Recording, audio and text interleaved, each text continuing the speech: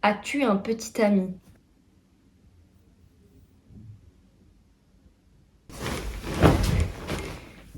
Coucou mes magnifiques petits humains.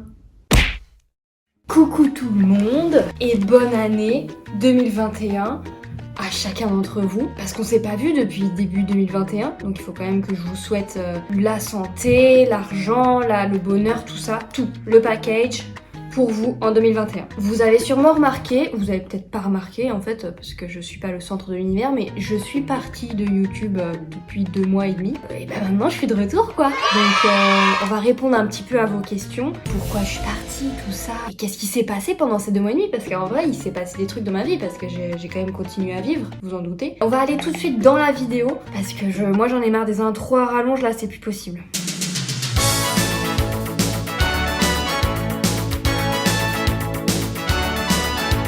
Pourquoi tu étais absente sur YouTube? On rentre tout de suite dans le vif du sujet. Alors, pourquoi j'étais absente sur YouTube? C'est très simple. Il y a quelqu'un qui m'a envoyé un message pour me dire que si je ne fermais pas ma chaîne, il allait venir me tuer, donc j'ai arrêté de faire des vidéos. Comme vous pouvez le constater mesdames et messieurs, l'humour de Nina est toujours aussi claqué au sol. Merci d'avance de la pardonner pour ça, elle fait du mieux qu'elle peut pour l'améliorer chaque jour, mais c'est plus fort qu'elle. Elle a besoin de faire des blagues de merde. Il y a plusieurs réponses en vrai. La plus grosse réponse c'est parce que j'avais des partiels qui m'ont duré de mi-décembre jusqu'à mi-janvier. Donc un mois et demi. Et vraiment j'avais pas le temps, j'étais débordée. Vous voyez l'eau, bah j'étais en dessous. Je révisais, je mangeais, je dormais, je révisais, je mangeais, je dormais, j'avais même pas le temps d'aller voir mon cheval. Mais vous êtes en train de vous dire, oui mais t'es partie 2 mois et demi Nina, donc 1 mois et demi, ça fait qu'il te reste 1 mois où t'étais pas là. Pourquoi t'étais pas là? Dis-nous pourquoi t'étais pas là, on veut des explications. Je suis en train, laissez-moi le temps. Je commençais à me mettre une pression en fait pour sortir des vidéos. En fait je prenais plus vraiment de plaisir parce que vous voyez, dans mes abonnés, il y a 2 parties. Enfin c'est peut-être dans ma tête et c'est peut-être moi qui me monte la tête toute seule comme ça. Dans mes abonnés, il y a toute une partie de gens qui sont cavaliers et qui font de l'équitation, et il y a aussi toute une autre partie qui ne font pas d'équitation et qui ne sont pas cavaliers. Donc en fait j'ai l'impression que dans mes abonnés il y a quand même 2 mondes, et que si je sors une vidéo qui parle de cheval, ça va intéresser les cavaliers mais pas les non-cavaliers, et si je sors une vidéo qui ne parle pas de cheval, ça va intéresser les non-cavaliers mais pas les cavaliers. Ce qui est assez réducteur parce qu'en vrai les cavaliers ne s'intéressent pas que aux chevaux, et les gens qui sont pas cavaliers sont pas incapables de s'intéresser à un cheval. Donc c'est quand même trop vite ou mal réfléchi de ma part, mais je pouvais pas m'empêcher de penser à chaque fois que je commençais une vidéo, de me dire mais ça va plaire qu'une partie de tes abonnés. Genre les problèmes que Squeezie s'est posé à 6 millions d'abonnés, bah moi je me les pose à 20 000 abonnés, tu vois. Je monte un petit peu le bourrichon assez vite. Donc ça fait que je me suis dit que j'allais prendre une pause. C'était genre mi-novembre ma dernière vidéo. J'ai essayé de filmer plusieurs vidéos après ça et je regardais les rushs et c'était une horreur parce que en fait quand j'essayais de filmer, bah c'était pas l'envie parce que dans ma tête je me disais ça va pas plaire, ça va pas plaire, ça va pas plaire, donc c'était pas agréable à regarder. Donc j'ai décidé de prendre un break, puis après il y a eu mes partiels et nous voici rendus au lundi 1er février et je suis back dans les bacs pour vous refaire des vidéos. Je décide de ne plus me mettre de pression, je décide de faire que ce que je veux, je décide que la vie est belle et puis c'est tout, voilà. Et puis j'espère que vous ça a été pendant 2 mois et demi, j'espère que vous avez passé un bon Noël, un bon nouvel an et que ça va quoi. Alors vous avez été hyper nombreux à me demander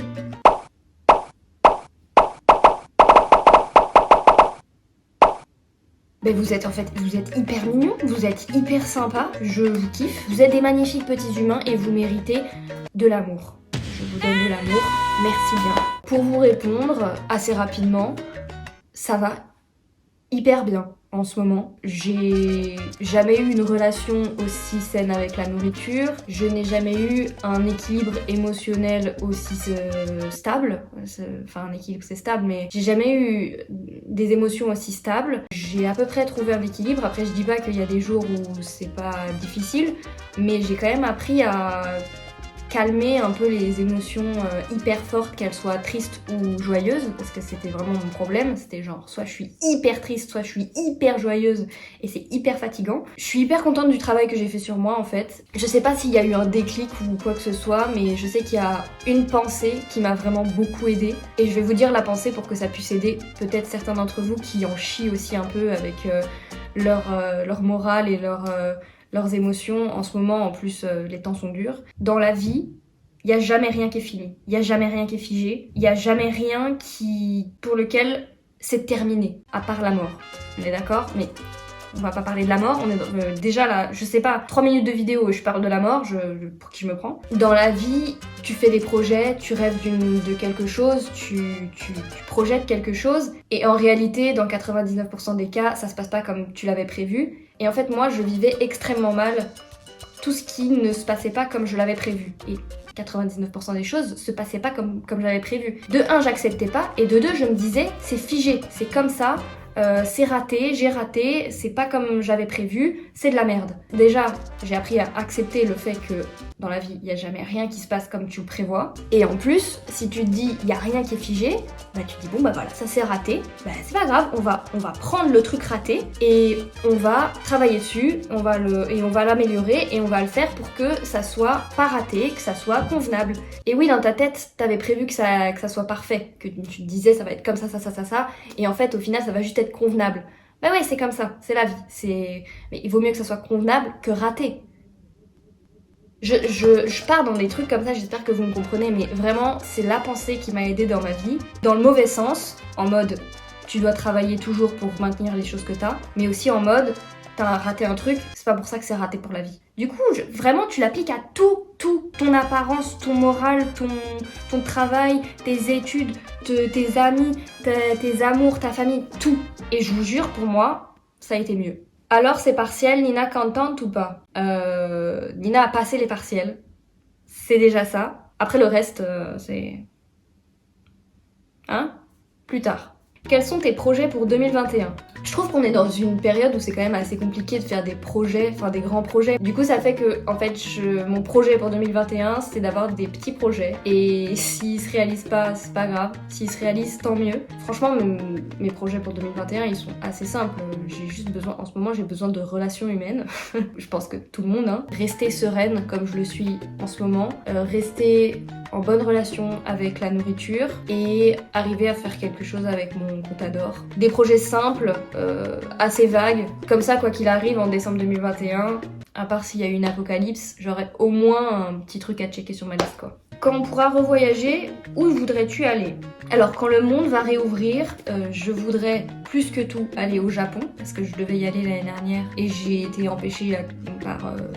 copain Covid. Je voudrais aussi aller dans plein de destinations en Europe, genre Amsterdam, Stockholm, Barcelone, Lisbonne. J'aimerais bien aller en Pologne aussi parce que c'est mon pays d'origine et j'y ai jamais été.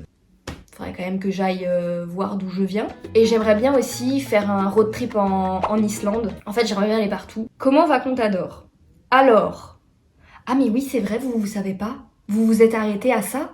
La fille était heureuse, vraiment heureuse. Elle allait respecter le protocole à la lettre et accessoirement essayer de lui faire respecter à lui aussi parce qu'apparemment il avait une fusée qui lui avait poussé au cul durant ces 10 dernières semaines. Ça allait être dur, mais ils allaient le faire.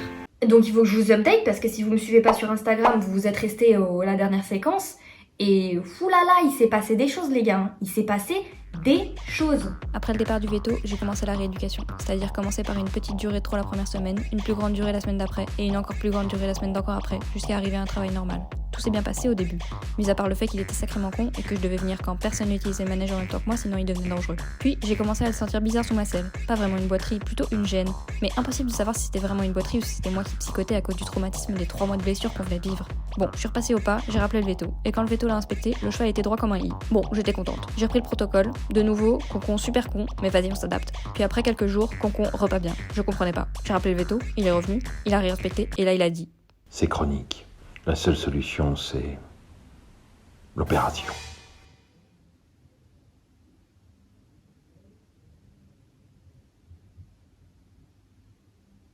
Vous vous rappelez quand j'ai dit ça? Ça, si ça arrive, je vais canner. Je vais clairement canner.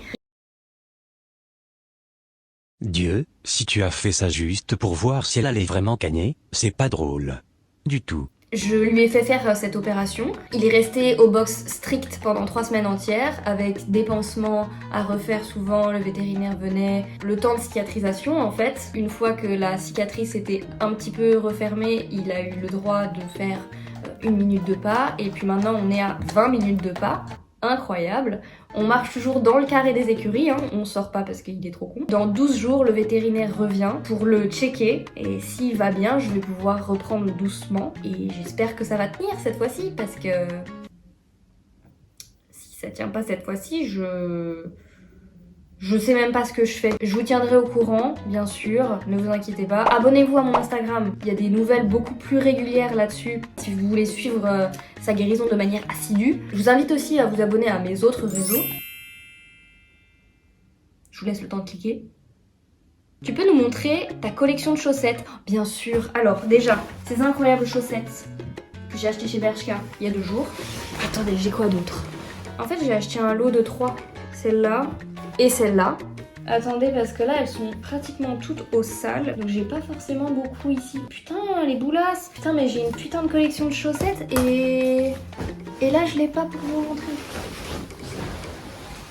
Alors, j'ai aussi des petites chaussettes marquées Friday, mais je les mets jamais le vendredi, je sais pas pourquoi. Celles-ci, c'est mes préférées avec des petites étoiles et des petits cosmos. Celles-ci, qui sont vraiment très sales parce que j'ai marché dans la paille avec. Des petits écureuils avec des paillettes. Celles-ci, avec des ratons laveurs dessus. Et celles-ci qui sont propres, c'est des petites soquettes avec des petits cœurs au bout que j'adore. J'adore.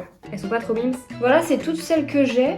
Mais je voudrais en acheter plus parce que j'adore. C'est une vraie addiction. Les chaussettes rigolotes, c'est une vraie addiction pour moi. Donc si vous avez des magasins de chaussettes rigolotes à me recommander, n'hésitez pas à me le mettre dans les commentaires parce que je lis tous les commentaires. La chose dont tu es la plus fière, c'est Sauterelle. Je suis extrêmement fière d'avoir croisé sa route, d'avoir partagé un bout de sa vie en compétition et de partager encore sa vie maintenant parce que je suis toujours sa propriétaire. Je suis fière du parcours qu'elle a, je suis fière de ce qu'elle est et je sais que j'ai contribué à former cette star internationale en fait. C'est une star internationale, je veux rien entendre. S'il y a quelqu'un qui me dit que c'est pas une star internationale, je lui coupe la tête. Je pense que je suis fière d'elle autant qu'un parent est fier de son enfant. J'ai dit beaucoup fière dans cette réponse. Mais c'est la chose dont je suis le plus fière. As-tu un petit ami? Non, pas du tout. Pas du tout. Je vous ai dit, j'étais sous l'eau pendant 1 mois et demi. Qu'est-ce que tu veux que je trouve un petit ami pendant que j'étais sous l'eau à réviser mes partiels? Déjà, j'avais du mal à parler à mes parents. Déjà, j'avais du mal à parler à mes amis. Et je ne sais pas créer des relations comme ça. Moi, j'y arrive pas. Avec le Covid là en plus, comment tu veux que je trouve? Pas de petit ami. No boyfriend found. Sorry. Next question. Ton compteur de patates à l'heure actuelle, le voici.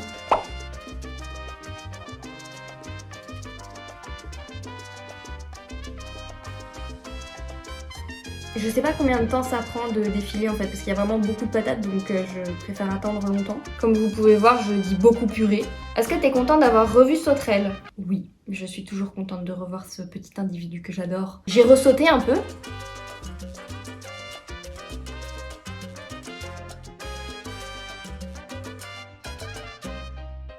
Comme vous pouvez le voir, elle était en forme. Ça me ressource à chaque fois de revoir cette petite tronche. Et même si parfois c'est dur qu'elle soit loin de moi, je suis extrêmement contente de là où elle est parce que les gens en prennent extrêmement soin.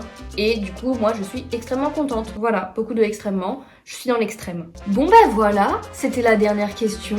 J'espère que cette vidéo vous a plu.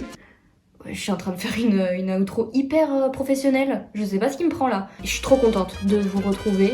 Je suis trop contente d'être contente. Je vous souhaite tout plein de bonnes choses pour 2021. Je vous souhaite la stabilité. C'est ça qu'on veut.